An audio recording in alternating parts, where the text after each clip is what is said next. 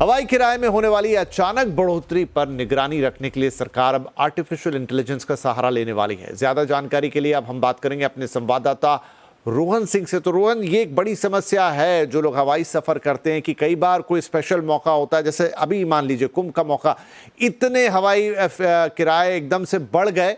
अब एआई इस चीज को कैसे मॉनिटर करने वाला है और इससे क्या फर्क पड़ेगा? जी, अब तक सरकार हवाई किरायों की मॉनिटरिंग के लिए एक फेयर ब्रैकेट सिस्टम का पालन करती है। हर महीने की शुरुआत में एयरलाइन से किसी भी रूट में अधिकतम किराए कितने हो सकते हैं और न्यूनतम किराए कितने हो सकते हैं, इसकी जानकारी मांगी जाती है और एयरलाइंस को अपने वेबसाइट पे ये जानकारी देनी होती है। महीने में एक बार वो इसे बदल सकते हैं।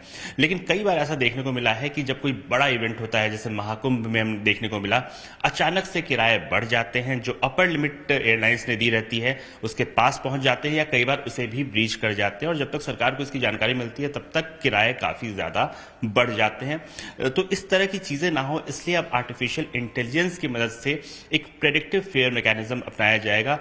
इस सरकार का जो टैरिफ मॉनिटरिंग यूनिट है वो एआई का यूज करेगी और जिस भी रूट में अचानक से किराए में स्पाइक देखने को मिलेगा वहां पे एआई एक अलर्ट जारी करेगी, सरकार तक ये अलर्ट जानकारी पहुंचेगी और उस पे सरकार उसी समय इंटरवेंशन ले सकती है। एयरलाइंस को किराया कम करने के लिए कह सकती है और उस रूट पे अधिक जो फ्रीक्वेंसी है फ्लाइट की उसे बढ़ाने के लिए भी कहा जा सकता है। फिलहाल इस पे काम हो रहा है और अगले कुछ महीनों में इसका गाइडलाइंस आ जाएंगे। शुक्रिया रोहन इस जानकारी के लिए। कल्याणकारी योजनाओं और फ्रीबीज को लेकर चर्चा गर्म हो गई है। सुप्रीम कोर्ट ने फ्रीबीज की घोषणाओं की निंदा की है। जस्टिस गवई ने कहा है कि दुर्भाग्य से मुफ्त सुविधाओं के कारण लोग काम करने को तैयार नहीं हैं।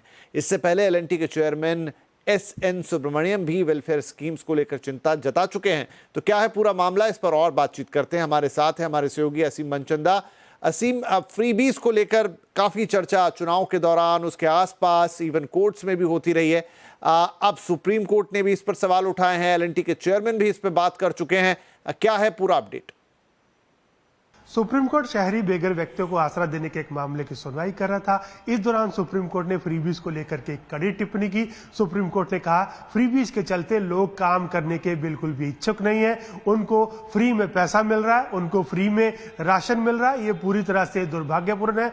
अब लोग काम ही नहीं करना चाहते। सुप्रीम कोर्ट ने यह भी कहा कि हमको ऐसे लोगों को मेन स्ट्रीम के अंदर लेकर के आना पड़ेगा ताकि वो नेशन बिल्डिंग के अंदर कॉन्ट्रीब्यूशन कर सके। और इससे पहले जो एलएनटी के चेयरमैन है वो भी इसको लेकर के, फ्रीबीज को लेकर के अपनी टिप्पणी दे चुके हैं। उनका कहना था कि फ्रीबीज के चलते जो सरकार वेलफेयर स्कीम्स दे रही है उसके चलते जो लेबर है उसके मूवमेंट में काफी परेशानी आ रही है, लोग अब मूव ही नहीं करना चाहते। इतना ही नहीं, फ्रीबीज के चलते लोग काम करने में भी कतरा रहे हैं। तो फ्रीबीज को लेकर के एक बार फिर से चर्चा शुरू हो गई है, एक बार फिर से इसके ऊपर बहस शुरू हो गई है कि खासतौर पर जो इलेक्शन के दौरान राजनीतिक पार्टियां फ्रीबीज की घोषणा करती है उनके ऊपर रोक लगनी चाहिए।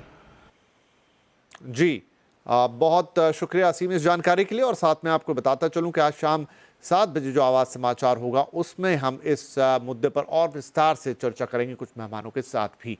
अब बात कर लेते